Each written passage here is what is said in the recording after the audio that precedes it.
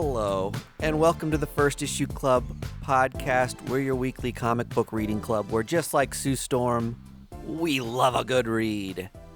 Hey, oh my gosh, we're back again, and we've got a ton to talk about this week. Comic books, first and foremost. We love onboarding you into freaky new stories that you're going to love. You're going to disappear into these wild, kinky adventures. Into a world of make-believe and tie-up. I tell you what, this is going to help you sleep at night. You get to say, what if I was the person that had the magic things happen to me? And then you go to slumberland happy with a smile on your face. I do that. But I used to do that all the time when I was a little kid. Pretend I was, think about whether I was Spider-Man, or if I woke up as Spider-Man, like, how would my life be different? And so you tried to preemptively get yourself to have a Spider-Man dream? Yeah, like try to incept my dreams by like thinking about that as I went to sleep. Okay, I hope you brought a totem, or else you may still be in that dream. Get lost forever. Because I don't want to frighten you, but my dream as a little boy was to be a mid-tier podcast host about comic books. Podcasts weren't even a thing yet. I'm living it. I called them radio shows back then. Okay, sure. Yeah, goofabouts. All right, so we've got a lot of comics we're going to talk about and hopefully onboard you, introduce you into something new. We're talking about Napalm Lullaby, I Heart Skull Crusher, Little Black Book, Helen of Wyndhorn, and Black Widow and Hawkeye. So we've got a smorgasbord of first issues. One of the probably the biggest title we're not talking about today is that Dylan Dog Batman comic. Oh yes. Batman for the Brits, old UK Batman. Batman across the pond, if you will. I will. So I think a lot of people are a lot of people are probably covering that book this week because it was one of the bigger releases. But we're not talking about it. Nah, we got the nitty gritty here. Okay, so news-wise, we're also talking about some big things that happened today as of this recording, and then a couple other things from earlier in the week. We've got some accusations of AI, which is always a hot topic in comics, and then a ton of X-Men news. So we'll get to that shortly. But first, me, Greg, and Vargas, who is unfortunately under the weather today, get well soon. Third co-host, lowest ranking co-host. First, hey, newest. Now that you're gone, you fall to the bottom of the you got the to totem demerit. pole. Gold sticker taken from the chart. But the three of us had a kick-ass Planet Comicon, courtesy of a booth in collaboration with our good friends at Boulevard, as I'm sipping my Space Camper Cosmic IPA, the new Quantum Hop IPA, which is a higher ABV varietal of our sponsor beer.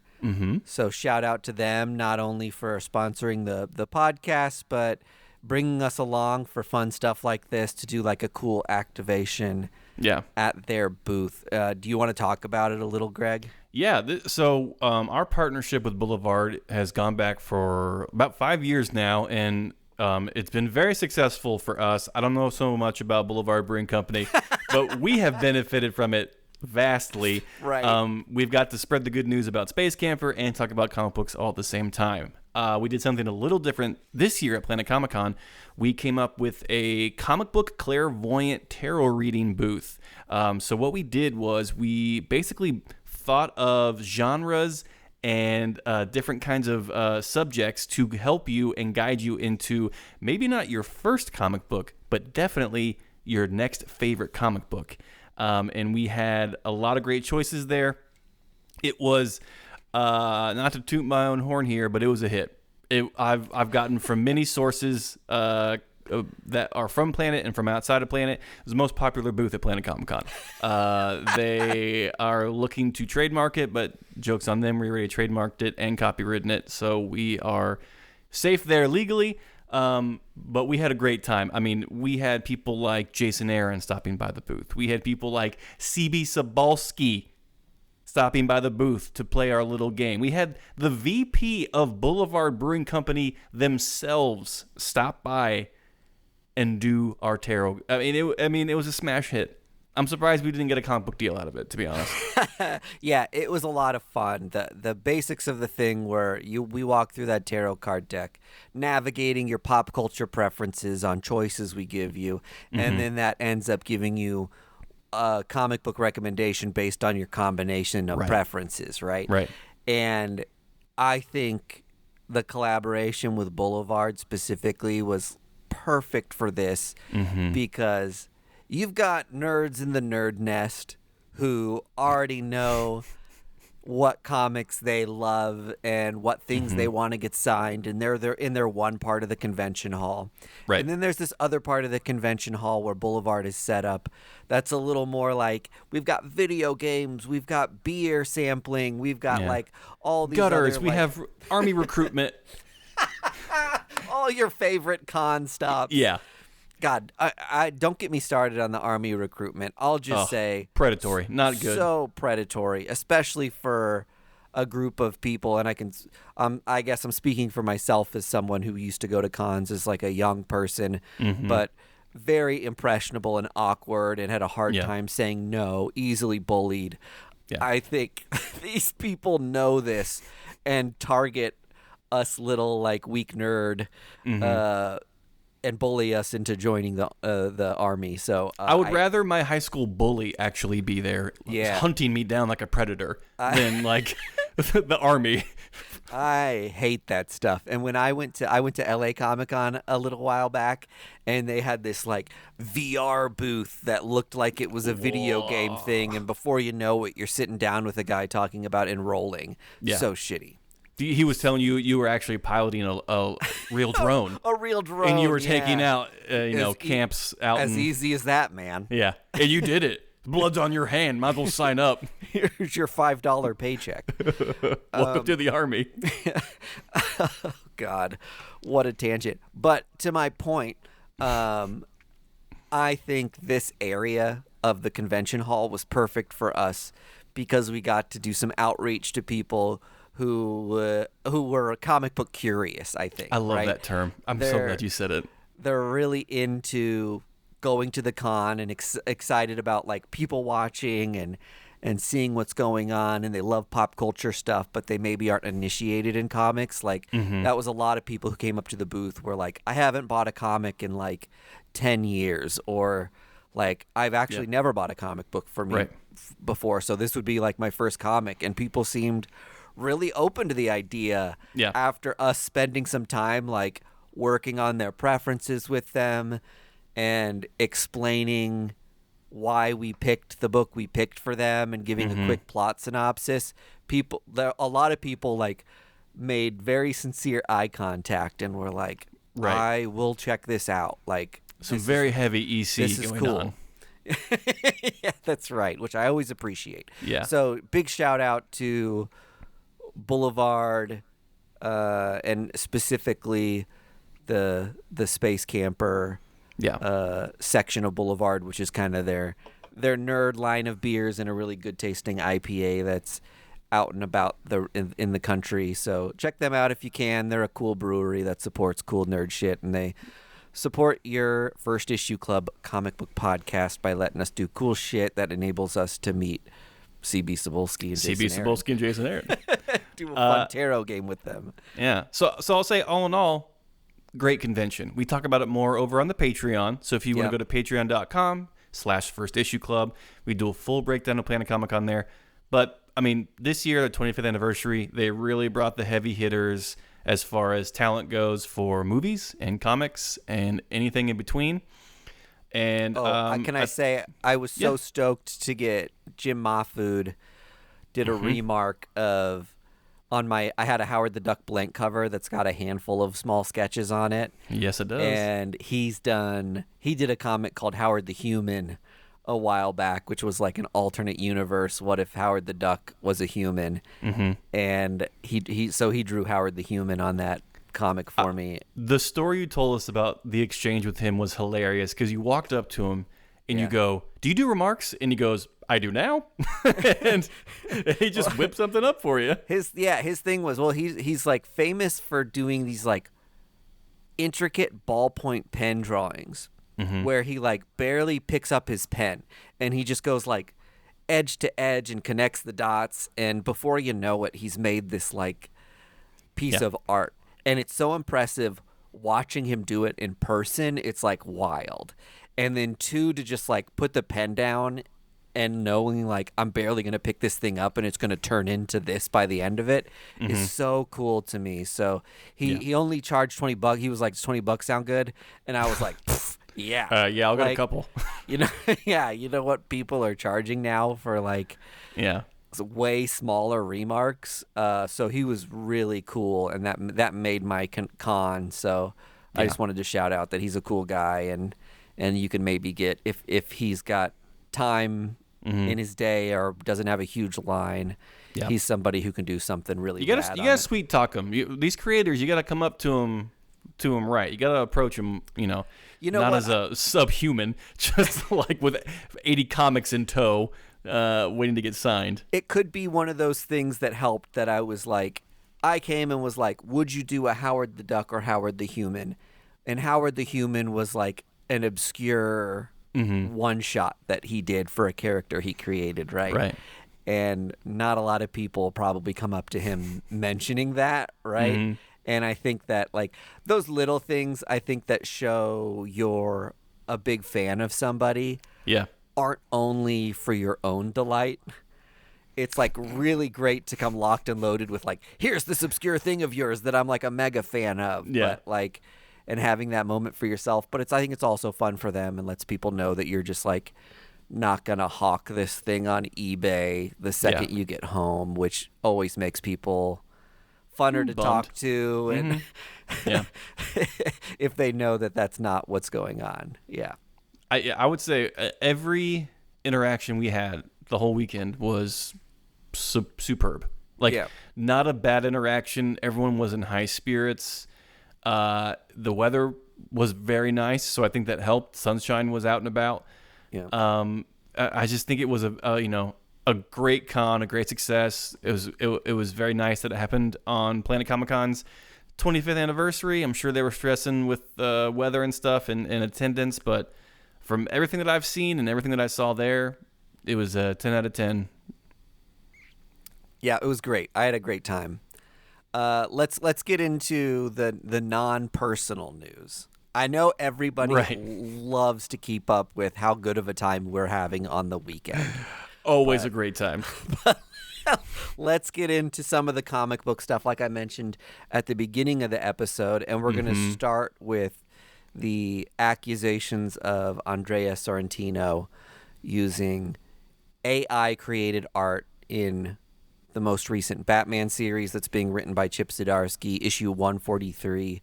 In particular, features a handful of very painterly-looking scenes that have some of the hallmarks of AI-created art. Thoughts, opinions, extra context or setup on that I missed, Greg? No, you got it in one, Mike, as you usually do, because you're a fucking pro. But the allegations come from a gentleman named James from Twitter, who either got a copy of some pre-release stuff or like some press releases that he saw the artwork in. And DC hasn't come out and said that the AI art had been used. This user is alleging. DC has said officially that they are investigating it. Sure, yes. I looked into this, and they do have an official long-standing policy that all artwork must be the artist's original work. And I'm sure this long-standing policy wasn't created with artificial intelligence generated art in mind.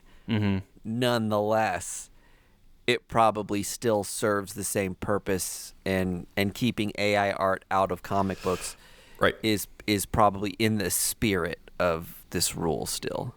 Or policy. And nothing has been definitively said, yes or no, whether Sorrentino had used AI art, so I'm not going to comment on whether it is or isn't.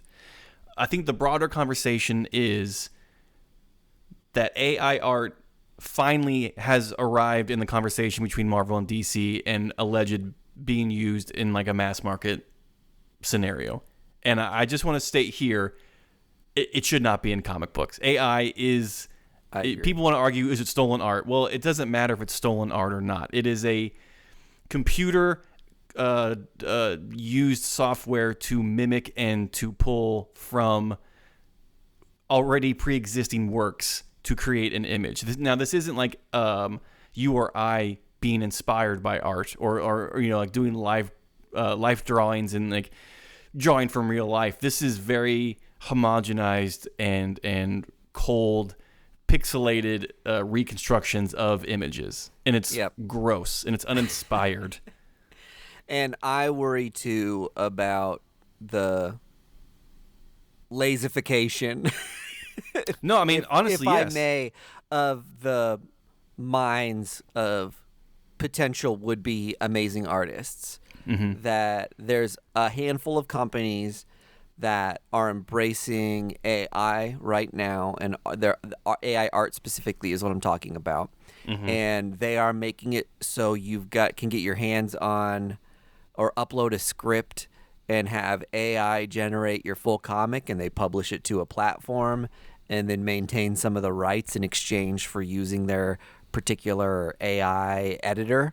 Mm-hmm. And I think these are the sort of things that as a young person, you have an idea and you want to realize that idea. And this is a quick and fast way to have a product that looks maybe more elevated than you would be able to deliver with traditional skills on your own because you haven't developed those yet. Mm-hmm. But the more young people lean on these things, the more and more we're going to lose talent. And you're not, I think, and this is the thing that I think about all the time too, is that yes, there are some comic book styles that are a bit homogenized, but how many times in a generation do we have like a Trad Moore? Right. Or somebody who just like, or an Ian Bertram. Like there's so many examples. I could just go on and on. But somebody who just like breaks the foundation of what a comic book looks like and has a huge fan base and following because of their unique style. Daniel Warren Johnson, someone who has a massive, massive following right now. Right. Like, think about the young versions of those people right now who aren't enabling themselves to create because they've got a shortcut. And I think those are the longer term repercussions of AI art that gross me out the most. And the more you've got current creators enabling its use, the more acceptable it is for up and comers to do the same thing, or the more acceptable it may be to have publishers say, we're having more production artists do this. We'll have AI generate the comic book, and then we'll have production artists come in and clean it up. And that's not the world any of us want to live in or support as fans of art and creation and storytelling. It's just like sickening, I think. Yeah. I think you're right with the new term that we just coined, lazification. Like you're skipping the process, and that's where a lot of artists find themselves. Yeah. You know what I mean? Like, it's tough to draw. No one's going to dispute that. It's a little easier for some than others. But when you skip that step of the process of learning your style and learning the basics, and you find that shortcut and you're just like, oh, this is way easier, you're doing yourself a disservice. You're doing the comic book community a disservice, because, you know, I don't agree that, you know, you make better content with, you know, AI because it's like a one and done thing. It's like it's a, you know, a fast track to making a book. Like, who's to say that like Watchmen would have been completely different with AI? There may have been different stories, or characters would have looked different. Like, the process of making something is where you learn what the product is and like what at its core is about. So if we skip those important steps, we lose the, you know, the validity and the importance of the product that we're intaking. And I think particularly in comics is like the spirit of comics is so punk rock to me. Mm-hmm. And AI is so fucking corporate. And AI is so opposite of that. And how much of it is like the romance of the process and doing things traditionally. Like the idea of losing that in comics specifically just kills me. Yeah. You're never going to impress anyone that you're trying to like woo or romance, being just like, hey, look at this AI image I had prompted for you. It's you and me holding hands. It's just like, ugh. Like, what? Like, why are my eyes like that? What happened to my hand? And it's just like, oh, well, the AI is still learning. It's just like, just learn to, it's cool. And like, that's why people learn to play the guitar or like learn to do anything. It's fun to use your hands and get in the process and do that.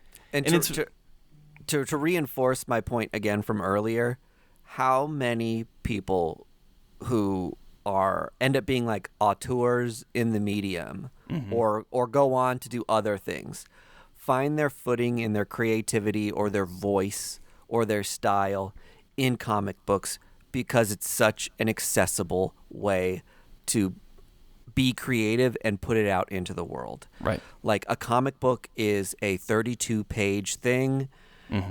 Even on a smaller scale, you can go to a Chicago Comics and it's filled in the back with zines that are like cut in half, Xeroxed copies. And some of the things that I've bought at Chicago Comics for 99 cents have been some of the most like beautiful, heartbreaking like creations, and any person can wake up, put a pen to paper, and make something that resonates with people and find themselves and who they are as a storyteller. And I really believe that this generation of AI is going to rip that from young people's hands because they're just going to look at what AI can do in 10 seconds and what they can do in 10 seconds. And the idea of how beautiful the raw creation is from them with pen and paper is going to be lost on people moving forward. So yeah, I just think there's no place for this in modern comics as a point of inspiration, or just like I think we've got to put our foot down as a community of people that are interested in the industry and say, no, this doesn't happen here. Yep. I'm saying that, like a lot of people and a lot of creators use a lot of reference photography.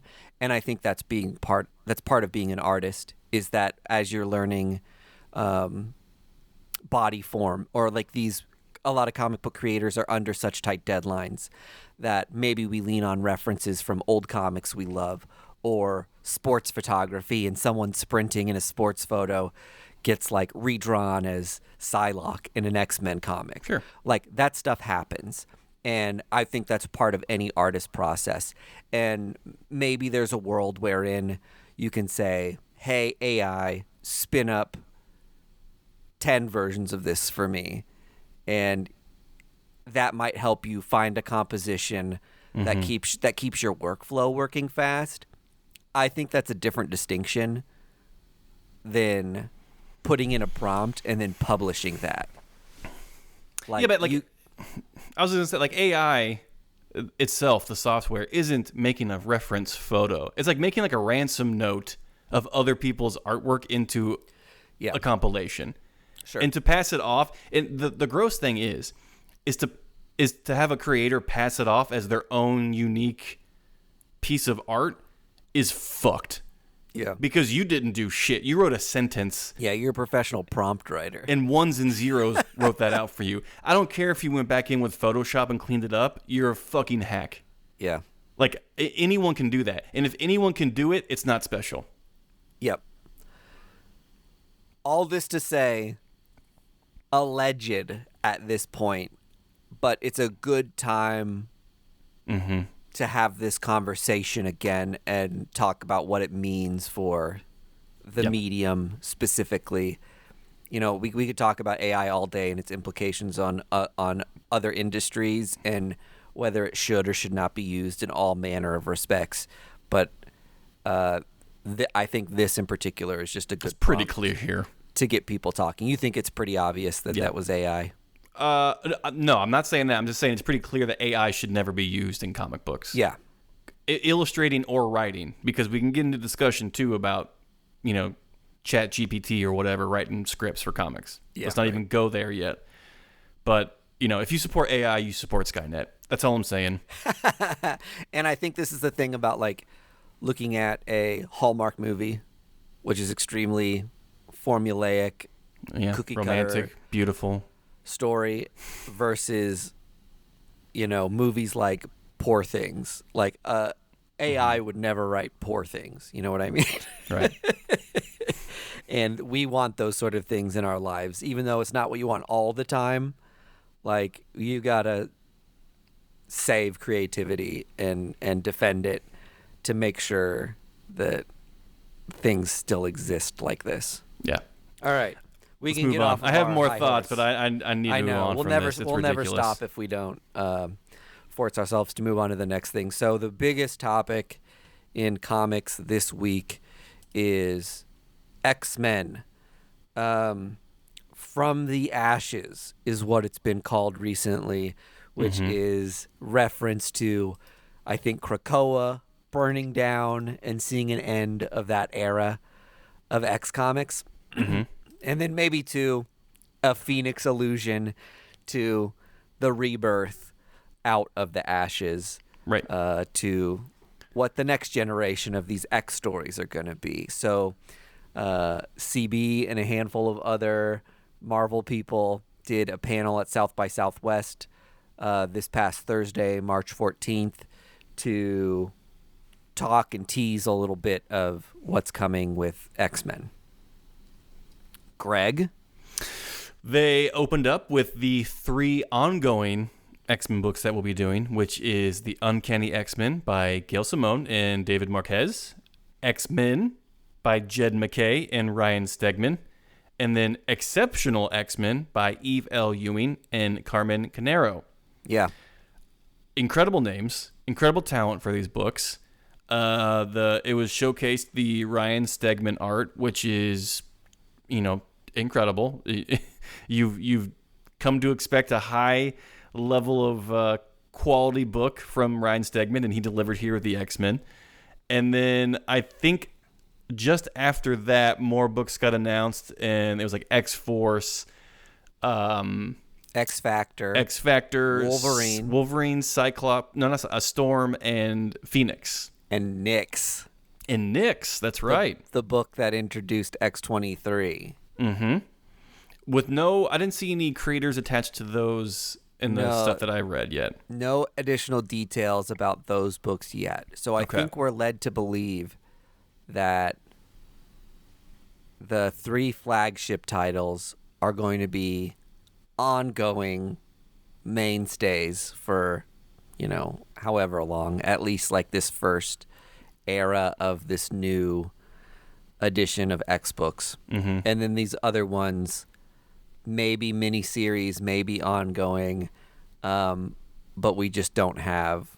We know that they're adjunct in some form or fashion. Sure. Yeah, they're going to be more optional reading, and I think presenting things this way, which is like already in a lot of the communication of this stuff, where it's like, these are the 3 mainstay books, here's the other stuff that we're not getting into yet, is very much so kind of trying to reinforce the fandom of X-Men, that it's like, we're not going to bog you down too much, because that's like been the big complaint over the Krakoan age of comics, is that people just lost themselves in the number of tie-ins, and that like really important stuff is happening in X Deaths of Wolverine, but not in X Lives of Wolverine. And so what's mandatory reading and what isn't has become very confusing. And a lot of people have abandoned the X-Men comics because of that. So these 3 ongoing titles, as far as what I've been able to gather online so far anyway, is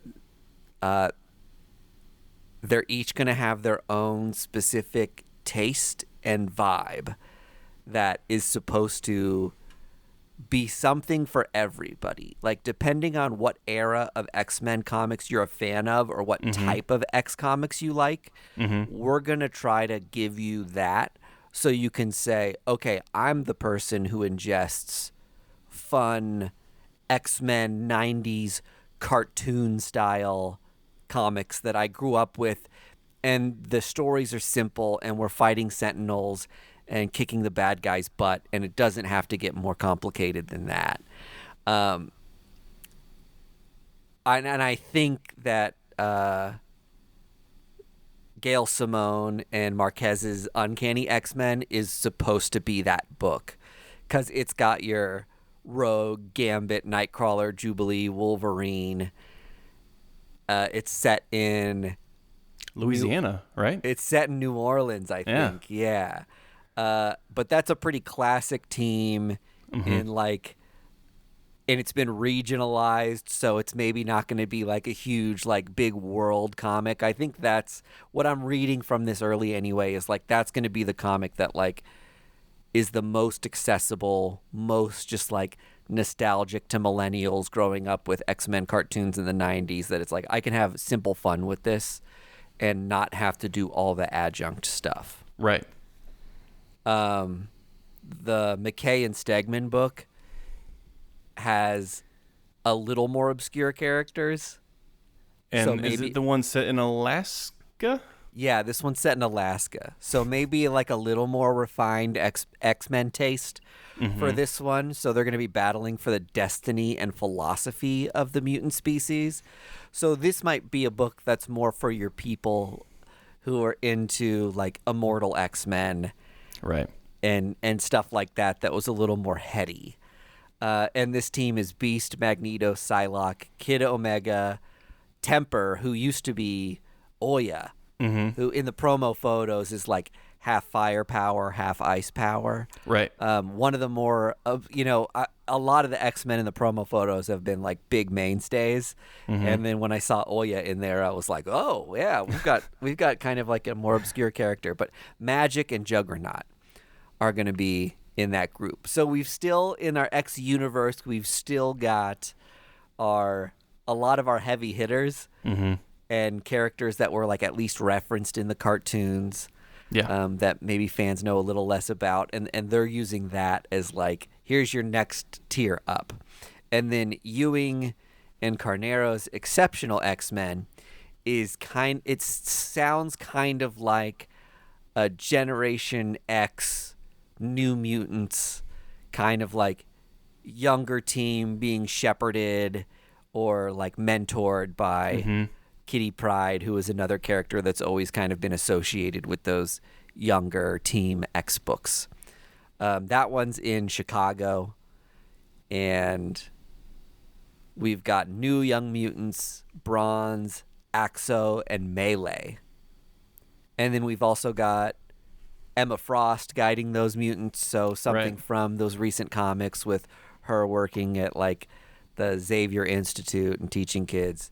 Sorry, I'm so excited about this stuff. I realized I've just been like vamping on what I've heard for the last 10 minutes, and this is maybe not as interesting to everybody as it is to me, but I'm extremely excited about this. This is breaking X news. I think these books do sound very accessible at first blush.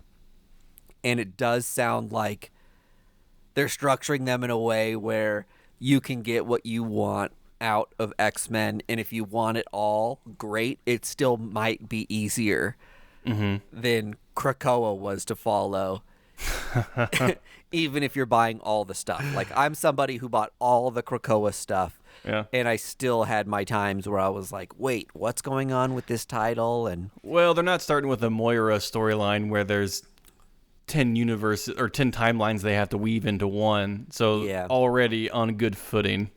Yep. I know. Yeah. The whole timeline breaking thing was, and it's wild how much hype a comic that, like, when you think of House of X and Powers of 10, that they really broke the format of X-Men and said, hey, what are the X-Men going to be like in 1 year, 10 years, 100 years, 1,000 years? and then like that was it was like the headiest lead in to something, and it's like, man, just the intro is confusing for a lot of readers, right? Yeah. But I think I knew right away that it was like, I kind of love this convoluted X-Men shit, and I was all in on the House and Powers era of X-Men, which became the Krakoan age. The Krakoan age. But equally excited for this. I think my brain needs a little bit of a breather, and that's what like a lot of people feel, and that's what Marvel is giving us right now. Hell yeah. I saw a cool little detail that after 61 years and 700 comics, Gail Simone is Uncanny X-Men's first solo female writer. Wow, that's unbelievable. Yeah, a little troubling, but I'm glad that it's cool. That is cool. I cannot believe that. I know. Louise Simonson never solo wrote Uncanny X-Men? I don't think so. I guess not. Wow, that's crazy. Yeah. All right, you go, Gail Simone. Go and get it. Go and get it. Yeah, I'm excited. I love her. These creative teams are like, I'm very excited about. Part of me was worried that they were going to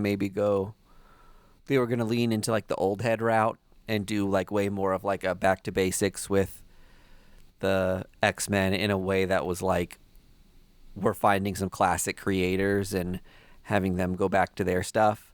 But I'm excited to see that there's some, voices and talent that are more our age. Yeah, I mean, they're really starting out on a strong foot here as far as their new From the Ashes initiative. Yeah, and I'm excited to see that Nyx was part of this, just because it's like, that book can be weird.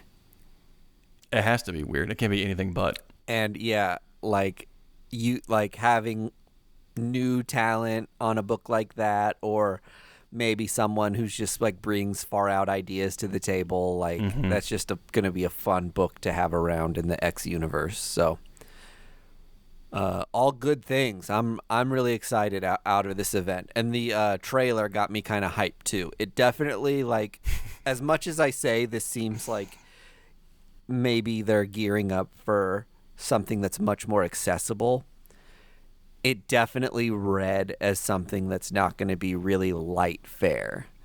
Like, the implications and the tonality of it seems a little heavy based on the trailer.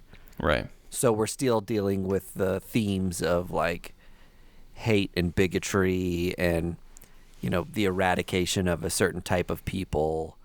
I think that will always be. Yeah. That will never go away. But but it's not as data fueled as the Hickman stuff. Yeah, right. There won't be any emails that I have to go through, or dossiers, or anything like that.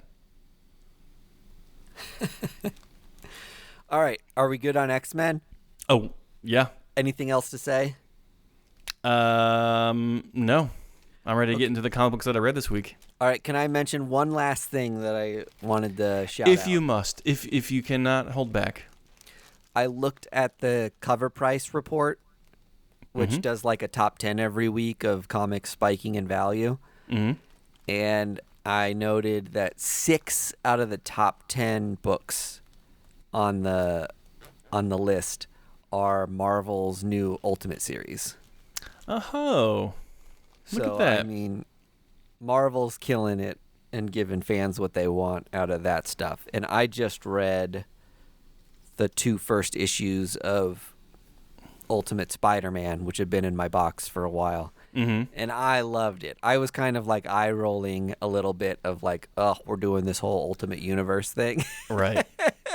And like, I can't buy, 2 different mainline Spider-Man titles, but woo, great book. Looks like I'm gonna be. Yeah, I think so. And I think a lot of other fans are finding that too. Yeah. Or, there's so much hype surrounding this, you would assume that there are a lot of people who are just like, this is a good onboarding point for me for a legacy book that's been like really hard to find an entry point back into. And I can do it with this Ultimate stuff, which I think is their intention. So like, this is the year to me, at least with like the reboot of X-Men and all these Ultimate comics coming out. This is the Marvel's year of accessibility and inviting new people in, which is cool to see, and it's great to see like such positive reactions to that sort of stuff. Yeah, 100%. I don't want now let me say, I don't want that to happen all the time every year, right? Like, we can easily get into reboot fatigue and feeling Well, I think like they fell into that 5 years ago. They did, yeah, where you feel like nothing matters. It's you got to find the right balance and cadence of saying like, hey, you're investing a lot of your time and money into the stories we're telling, and we're going to deliver a great experience out of that. And tell you a full and complete story. Yeah. To be honest, though, this doesn't feel like a reboot to me, because we saw a rise and fall of an empire with the Hickman stuff, and now really what we're seeing is the fallout and the rise from that. So I feel like it's just a continuation, but we just have a different director, and that's fine. Yeah, that's right. It's not forget that the Krakoa stuff ever happened. It's here's what happens post Krakoa. And I love that, and I think that is exactly how it's supposed to be. Yes, I do. That is a very frustrating thing for me when I've been a loyal reader of something for a long time, and then the new creative team on it says, forget the last 200 issues. And I'm like, like, those are integral to like who I am as a person and a collector and a reader. And it's like that I base so much of my like pop culture identity out of like my love for these certain things that it's really hard when people say, oh, pshaw, like none of that matters to us anymore.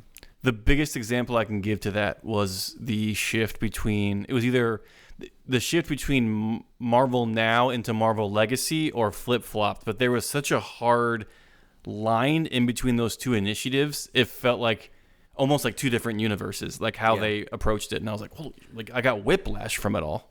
I remember being upset when the Sam Nee Wade run of Daredevil ended, and then Charles Soule took over, and at the end of Sam Nee and Wade's run, everyone knew who Matt Murdock was. And then the first issue of the Daredevil series, no one knew Daredevil's secret identity. And I was just like, what happened to the last 200 comics I read in this run? Like, you just threw that away? And ultimately, we got some explanation and all that good stuff, but it was not the best onboarding experience for me into a new thing, because it didn't feel like they were taking all the time investment I put into a thing to heart. Well, yeah, it sucks like when a new creative team comes in and was just like, hey, delete that other shit you just read. We're doing something new. It's just like, no, man, like, build off what I just read and loved. Like, that's what you're supposed to do, but I understand what you meant there. Big agree. Let's talk comics. Comic books. All right, I'll go first with one of mine. I read Napalm Lullaby by Rick Remender and Bengal, out on Image Comics, and Remender's imprint Giant Generator. This is like a post-apocalyptic world, dystopian future where religious leaders have a lot of insight, and there is technology and magic, and it all lives together in one. And the little blurb in the back said that Rick Remender's been like writing the story for a couple years now, and it really shows, because everything in this book is fleshed out, and you get a lot of action. You get a lot of parallels to things that are happening in our world right now, as far as religious zealots and rewriting the narrative of history to what you think it should be. And infants that power mechs, like, things that we deal with in our day-to-day. Yeah. And so the art by Bengal in this is phenomenal. Par for the course for him. I've never seen a bad issue of a comic from this creator. The leads are these two individuals who are trying to gain these like religious icons to get them into like a holy city to kill the god that lives there, because we are led to believe, and I'm sure we'll find out as the story goes on, that the religious zealots who worship this god have ruined the surrounding area, made it harder for people to live, have taken all the money and resources and put it into the holy city where the richest and most privileged people can live. And so they're going there to kill this god and maybe redistribute some of the wealth and resources. Can I talk about how good Rick Remender is for a second? Go off, King. All right. We've got a new series coming out in May called Grommets. Mm-hmm. He's got Holy Roller going on at the same time. Mm-hmm. Napalm Lullaby going on at the same time. Mm-hmm. And Sacrificers. Yes. So 4 subsequent independent comics at once. Mm-hmm. And I can tell you, even though Grommets hasn't come out, Napalm Lullaby sounds awesome. It's an ongoing. It so is. You're going to get a big, sweeping, dystopian kind of epic from Remender, which we know he does so well. If you haven't read Low, I mean, big recommend from me. That's a really cool comic. Collected in 2 large hardbacks that are very affordable for what they are. You can find them on sale cheap.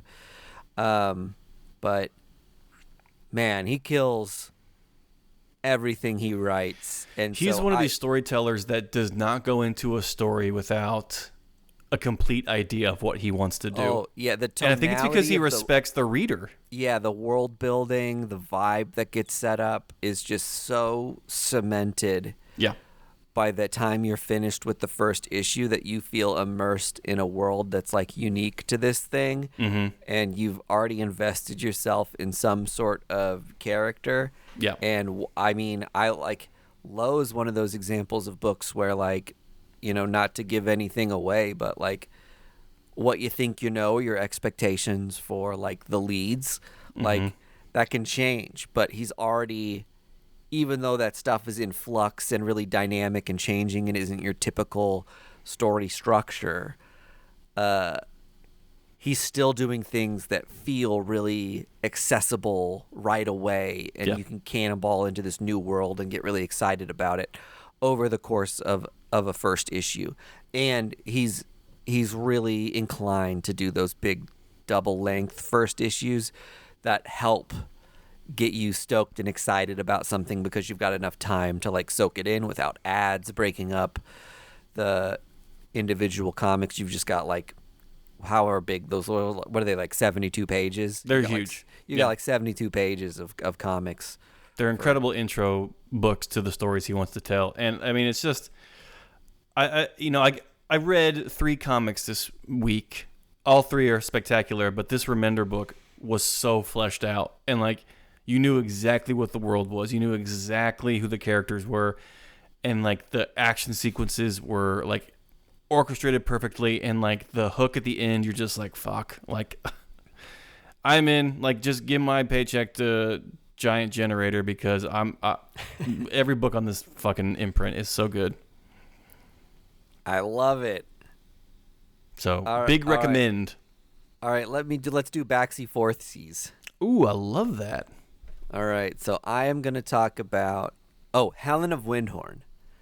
Tom King. That's a Tom King book out on Dark Horse, I want to say. Mm-hmm. And it's with Bilquis Elvey. Yes. This is the team who worked on Supergirl, Woman of Tomorrow together. So like already expectations are a team that wrote one of the best superhero comics of the last 10 years. I mean, that maxi series of 12 issues was fantastic. Big recommend on the collected edition if you're into superhero stuff and haven't checked that out yet. This book is less superhero, but does deal in the realm of fantasy a bit. Really liked it. It's something that tiptoes you into the vibe and the storyline and what's going on, and then kind of hits you with the hammer in like the last couple pages. Generally, the synopsis is, or that I wrote real quick, was a famous writer passes away in 1930s. I think America. I'm not quite sure on that. And is survived by a 16-year-old daughter who is Helen of Wyndhorn. Her grandfather sends for her, who's someone she's never met before. And it turns out she comes from extreme wealth, right? So she's been gallivanting around with her like genius father who has this like cult following for being this prolific writer at such a young age. And when he dies young, she kind of rediscovers her family history. And so at the end of this comic, she's poised to learn a lot more about who she is and where she came from. And, you know, without giving much away, it seems like there's something a little, I don't know. Otherworldly? Fantastical? Otherworldly and fantastical about her family. I would say recommended if you like Harry Potter. Recommended if you like Hellboy. I think being like a period piece that kind of deals with like the mystical and otherworldly is like, it definitely gave me a Hellboy vibe. Cool. But a little more of that like adolescent fun Harry Potter taste to it. So really cool book that fuck yeah, I think is a good recommend for people who are like maybe into fantasy but not necessarily like full-blown superhero stuff, or just like a new approach to fantasy that they think they're familiar with. Yeah, sure. Which Tom King does so well. Like I don't know who the fuck this guy thinks he is, writing such amazing stories all the goddamn time. like pump the brakes every once in a while, Tom. Like you've earned a little bit of rest, but I know that he's just gonna keep going forever and ever. He's just like, I'm a story machine. What can I say? And the art's fantastic. And if you're a Bilquis Elvey fan, that goes without saying. But if you're somebody who's not intimidated by picking up a single first issue of a comic, you know, the things we're talking about today aren't trades or anything yet. They're just single issues. Mm-hmm. I think that's worth the price of admission just to, you know, guffaw at the beauty of the first issue. Yeah, gawk. If you want to gawk at a comic book, go pick this one. Gawk was the word I was looking for. Gawkers wanted. Yep. The next book I read was I Heart Skull Crushers, out on Boombox. This is a book that's like, okay, so if you were like a over-caffeinated kid in the 90s who stayed up too late to watch Toonami and like practice your like Kamehameha positions and technique, like this is the book for you. We always talk about how like books are like manga influenced or like to try to like, you know, lean into that. This is, for all intents and purposes, an American manga. Like there is no getting around the influences of this book. It's about a young girl who lives in another dystopian future where to gain like water is like a currency in this world. And the big draw of this book is so Skull Crusher is like a athlete in like a very specific hyper-violent sport in this world. And this young girl who we are following wants to like be in one of these leagues that is like kind of like a mixture of soccer and polo, and you use like a Harley Quinn hammer. Like it's very much like this exaggerated made up sport for this world. And this first issue is just about introducing you to the character, her trying to get like a team together, and all the wackiness that she encounters. Like she meets these fantastic array of characters that have different personalities. They're drawn beautifully. And it's just like if you are into Toonami, if you're into anime, and if you're into manga, like this book is right up your alley, and I cannot recommend it enough. It's by Josie Campbell, who did Oh yeah, why do I DC's know that Amazon's Attack. name? Okay. And then it is drawn by Alicio Zono, who did Mighty Morphin Power Rangers and TMNT stuff. Okay, rad. And so this team, just really knocked it out of the park as far as like tonality, fun. Like this book is like a ton of fun. It's out on Boombox, so that's where they put their kind of YA teen stuff. And it's like that's the perfect audience for this book is like kids who are now leaning very hard into manga are going to really gravitate towards this book, I think. That's awesome. I love it. Yeah, I would say a lot of Boombox comics. One of the things that like is a bummer to me about the presentation of Boombox is that like while it is like, hey, a signifier of like, hey, this is a safe space for like young teenagers to buy comics and get a story maybe that resonates with those values and is maybe has safer subject matter for kids. There are some amazing comics on Boombox that I enjoy that definitely don't feel like they're pandering to children. You know what I mean? And Right. A lot of times when you see an imprint that appears to be like, oh, this is for like kids or teens, you know, and you walk into your comic shop and you're just like, oh, that looks intriguing, but I don't want to pick that up because I'm an adult. I'm a big boy. I don't want people to make fun of me. I'll get this online. Don't do yourself a disservice. Yeah, pick this up. Even if you have to feel like you have to buy it online, get it. There's a lot of awesome Boombox comics that I've loved over the years, and I'll say too, as a collector, I know that's not the spirit of this podcast. These things are worth money. Yeah, the spirit of this podcast, it's not a collector's podcast, it's a reader's podcast, right? Uh-huh. Yes, yeah. And we don't like to indulge too much in like speculative value conversation, but a lot of times when you get into these things that are a younger audience, they create these formative stories for people that later on or 5-10 years from now they weren't printed in mass because they were for a younger audience, and now they've been turned into cartoons or movies or like Lumberjanes and something that really sticks with people. Backstagers. And, that nostalgia stuff comes back for them, and these end up being like huge, first appearances for things that become larger pop cultural things. So, I mean, just giving you a little bit of like collector's mind incentive to check out more cool comics and support more. Yeah. Don't be scared away by the age restriction because they're all fun. Right on. All right. Thanks for that great recap, Greg. All right. We couldn't get away without doing one Big Two book. So I read Black Widow and Hawkeye #1, which is a 1 of 4. Okay. Quick little mini series by Stephanie Phillips and Paolo Vianelli.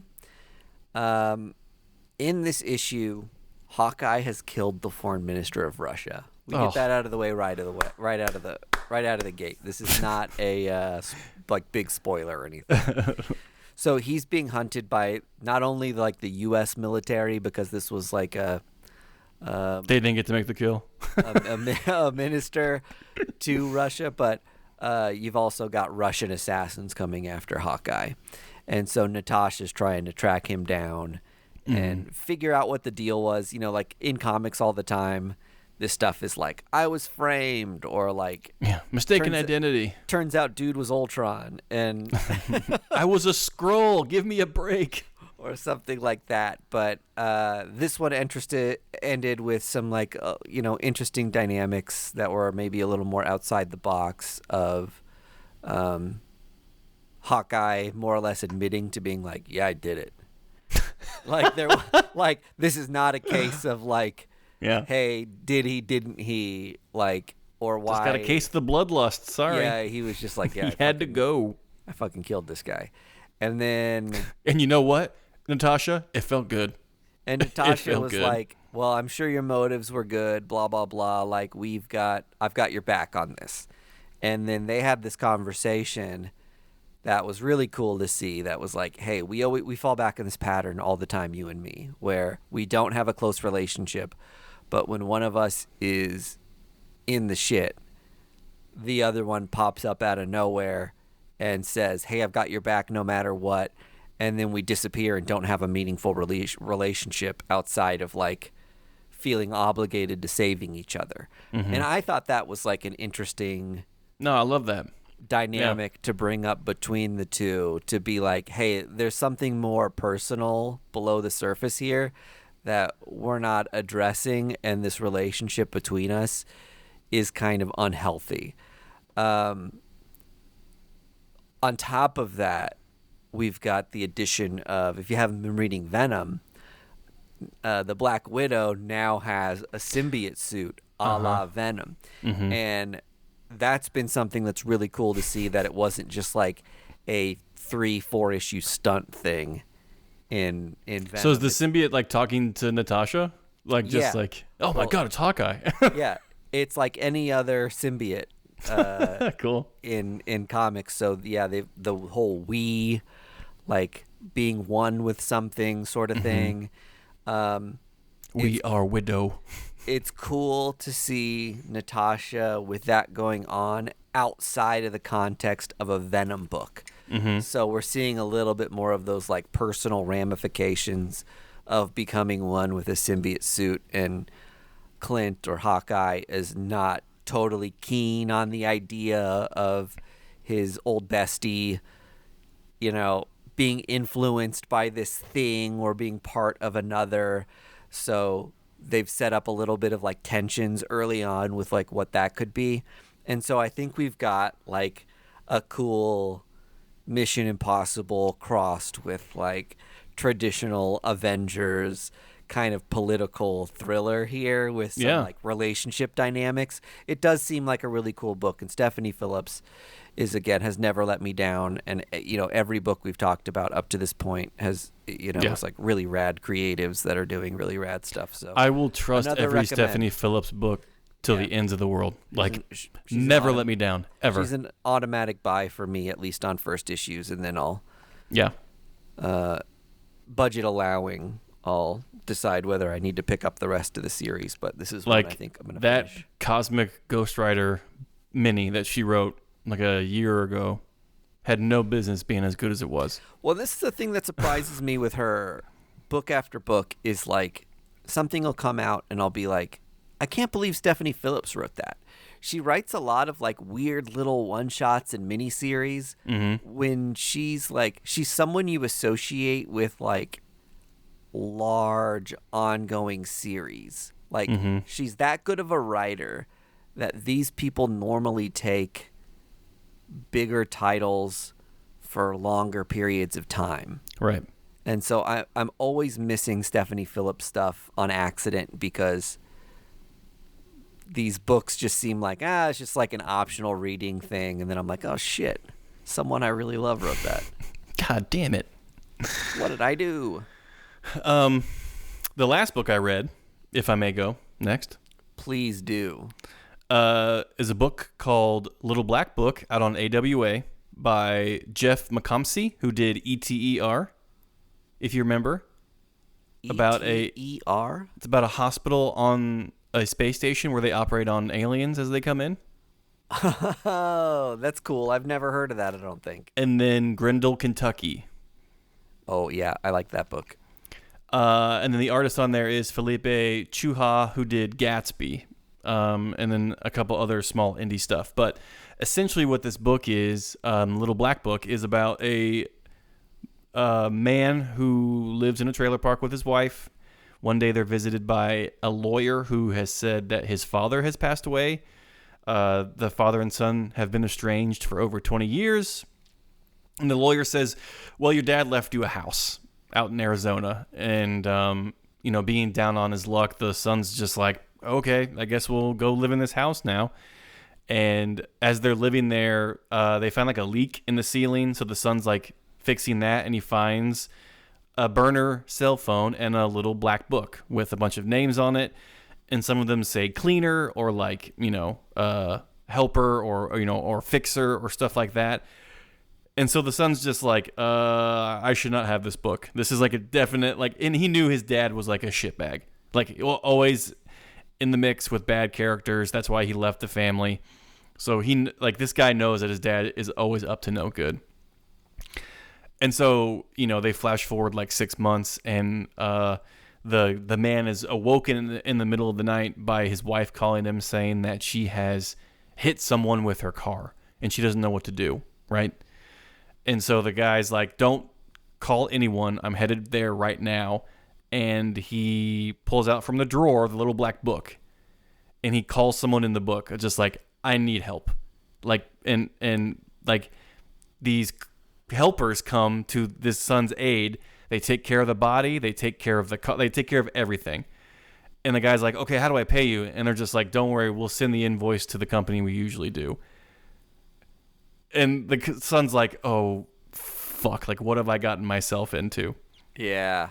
And so we're going to find out as the story goes, like, what is this company? Who is in this little black book? Like, yeah. the people that showed up were dressed as, like, a tow truck driver and a cop.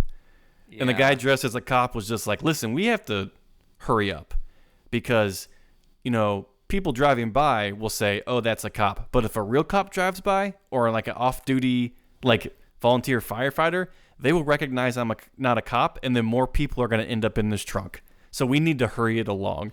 Right. And so I love that idea of like a secret network of like, quote unquote, fixers is like at the beck and call of this dude now. And now he has to probably pay up for what he did for calling in a helper. Like, now he probably has to go help someone. You know what I mean? Like, yeah. The implications of all this is very riveting.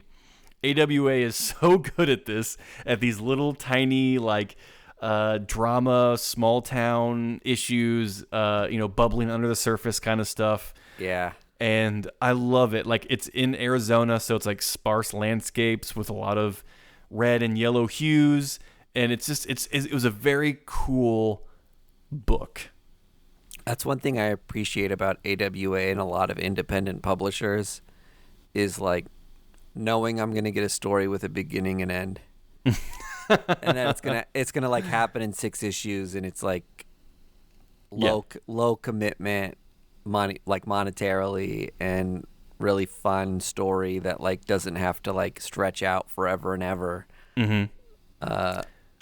I will say right now it's mapped out to 3 issues. I don't know if it's gonna go longer than that. But okay, wow, easy. Yeah, and there's some of the variant covers is like one is a Raising Arizona homage, and the other one's like a Fargo homage. So like they're definitely leaning into the like underbelly world of communities and towns and stuff like that. So I really, really enjoyed it.